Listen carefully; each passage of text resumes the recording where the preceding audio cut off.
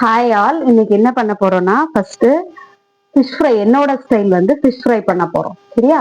இது வந்து நீங்க கண்டிப்பா ட்ரை பண்ணி பாருங்க. ரொம்பவே டிஃப்ரெண்டா இருக்கும், டேஸ்டும் சூப்பரா இருக்கும். ஓகே,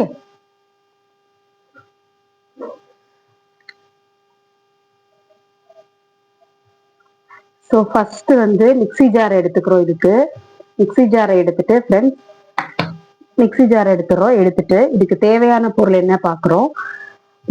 மிளகு தான் கொஞ்சம் அதிகமா இருக்கணும். மிளகோட காரம் கொஞ்சம் அதிகமாவே இருந்தா நல்லா இருக்கும் டேஸ்ட். அப்புறம் கொஞ்சம் சோம்பு போடும் போது ரொம்ப ஃபிளேவர் நல்லா இருக்கும்.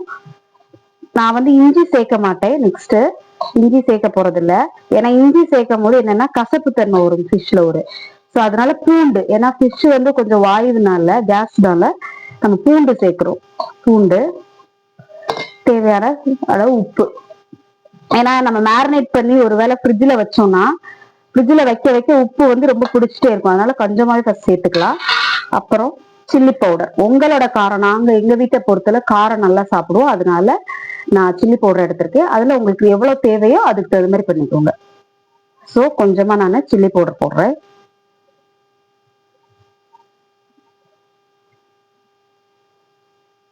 மிளகாப்பொடி போட்டாச்சு.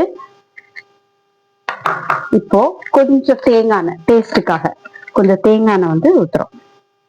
ஏன்னா அப்பதான், எதுக்காக தேங்காய் எண்ணெய் ஊத்துறேன்னா ஃபிஷ்ல வந்து தேங்காய் எண்ணெய் இருந்தா தேங்காய் எண்ணெய் ஊத்திக்கோங்க.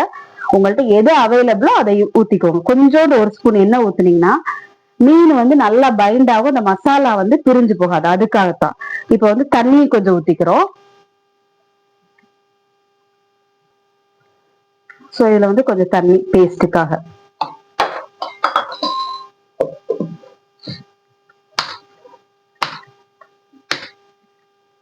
இதை வந்து நான் வந்துட்டு பேஸ்ட் பண்ணிட்டு இப்போ உங்கள்ட்ட காட்டுறேன் ஃப்ரெண்ட்ஸ்.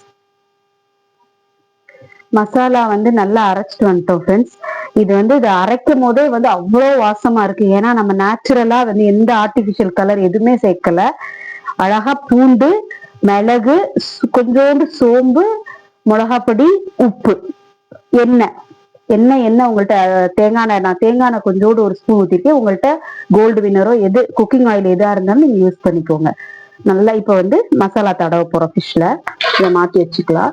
இப்ப நான் வந்து என்ன மீன் எடுத்துருக்கேன்னா, இன்னைக்கு வந்து ஃபிஷ்லேண்ட் சொல்லிட்டு எங்களுக்கு கிடைக்கும். நல்ல ஃப்ரெஷ்ஷா வந்து ஆன்லைன்ல அவைலபிள், ரொம்ப நல்லாவே இருந்துச்சு. இதுல வந்து ஐலையில இது ஒரு வெரைட்டி. இது வந்து ரொம்ப ஃப்ளஷ் தான் நிறைய இருக்கும் இந்த ஃபிஷ்ல. ஸோ இப்படி நல்ல 4-5 கீரல் போட்டுக்கணும். கீரல் போட்டீங்கன்னா நல்லா உப்பு காரம்லாம் நல்லா மீன்ல பிடிக்கும். இப்ப வந்து நம்ம அதை அப்படியே டைரக்டா எடுத்துட்டு, நான் என்ன பண்ணேன், தலை பீஸ் எல்லாம் எடுத்துட்டு குழம்புக்காக மாத்தி வச்சிருக்கேன். இப்ப வந்து வால் பீஸ் மட்டும். இப்போ ஃபர்ஸ்ட் நம்ம வந்து கொஞ்சமா போடுவோம். ஏன்னா போட்டுட்டு அளவு கரெக்டா இருக்கான்னு பார்த்துட்டு அப்புறம் காரம் என்ன வேணா கூட்டணுமோ அதுக்கப்புறம் நம்ம ஆட் பண்ணிக்கலாம். இந்த மசாலா ஒரே ஒரு டைம் ட்ரை பண்ணி பாருங்க, ரொம்ப வாசமா இருக்கும். ஆக்சுவலா எங்க வீட்டுல வர்ற கெஸ்ட் எல்லாம் சொல்லுவாங்க உங்க ஃபிஷ் ஃப்ரைனா ரொம்ப ஃபேவரட்னு. நீங்க கண்டிப்பா ட்ரை பண்ணி பாருங்க.